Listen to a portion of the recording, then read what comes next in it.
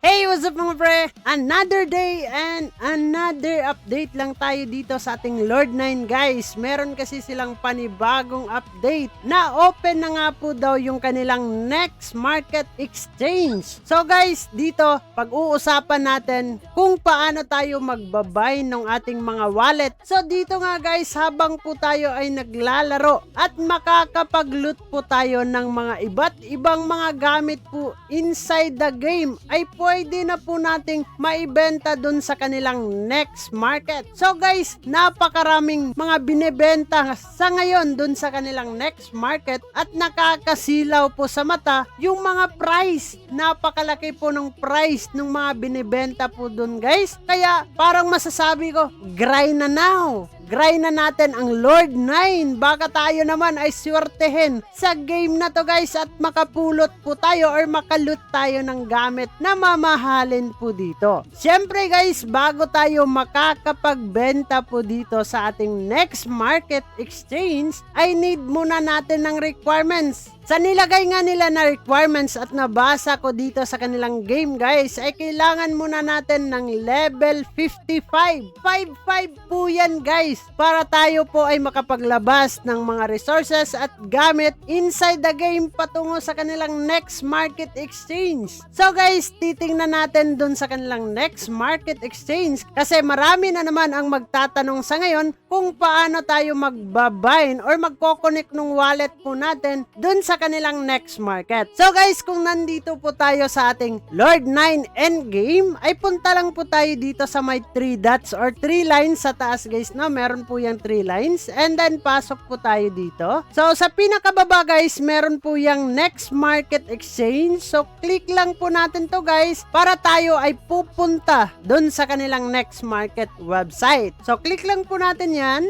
and then dito na tayo sa kanilang next market guys. So dito tayo makakapagbenta. Napakarami po dyan guys, no? Nasisilawan nga ako sa ibang mga price nung kanilang mga binibenta kasi napakamahal din talaga. So kung marami kayong malulot and syempre masipag tayo mag-grind dito guys, ay meron talaga yung reward na ibibigay po sa atin. Ang tanong ng karamihan nga dito sa atin, paano tayo dito makakapag-bind nung wallet po natin dito sa kanilang next market? So punta po tayo dito sa my page guys. So click po natin itong my page and then makikita po natin yung ating email address, passcode, and then guys makikita po natin yung ating item sell. Dito na po yung ating wallet address guys, no? Item sell, settle wallet. The settlements for sold items will be paid to the wallet address below. So, pwede po tayong mag-change dito guys. So, change lang po natin and then dito natin makikita yung mga wallet na available na makapag-connect po tayo dito. So, meron pong Googly,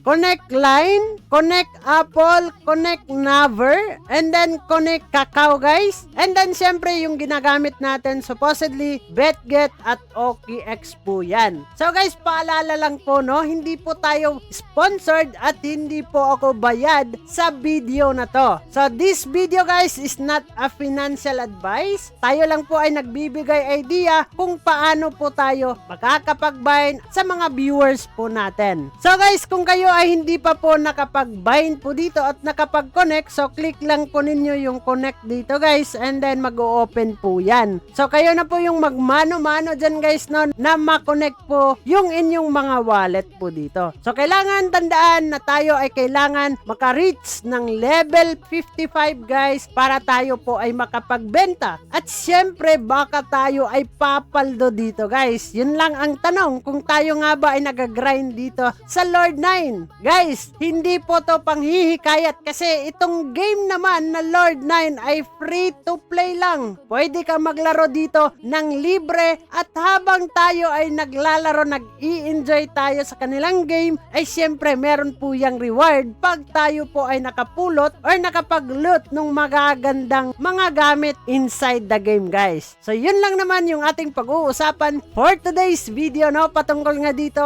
kung paano tayo magbabay ng wallet po natin dito sa Lord 9. So bago natin tatapusin ang video na to mga pre, kung bago ka lang dito sa ating YouTube channel, ay huwag kalimutang mag click subscribe and click the notification bell para ma-update at ma-aware ka sa mga panibago nating i-upload na video. So this is me, Dong Ayan TV. Diyan na muna kayo and bye-bye!